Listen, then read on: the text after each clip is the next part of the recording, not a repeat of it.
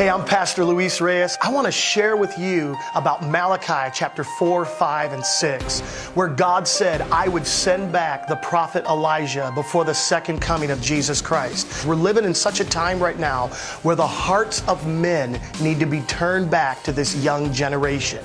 That's God's promise, that He would send Elijah to turn the hearts of men back to the children, so that the hearts of children would be turned back to the Father. Right now, the greatest need for a young generation is fathers, and fathers who love their children. I tell men this all the time. You don't need to be gifted. You don't need to be anointed. You just need to love your children. God said in His Word, He cannot stand for a generation to be lost and never know Him. When we look at the young generation today and we see all of the different ails that they're going through right now, we see all of the violence, we see all of the crime that's taking place, the drug abuse, we see the incarceration rates. All of those are signs of a young generation who don't have a father. It's a cry for fathers to come back and love their children once again.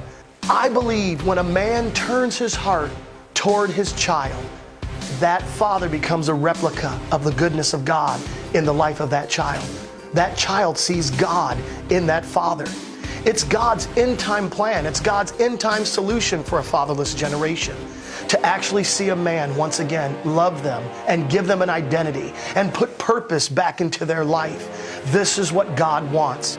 You know, for 19 years, I've had the wonderful opportunity of reaching children within my own ministry called Reach a Generation. Mark 9:37 says, when you reach that child, you bring that child into church, you're actually reaching Jesus.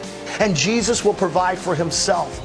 So when the church takes a step and begins to put a priority on this young and up-and-coming generation, we are touching the heart of God, and God will make sure that the provision is there. I want to challenge you today. Step out and turn your heart toward young people. Reach a generation for Jesus Christ.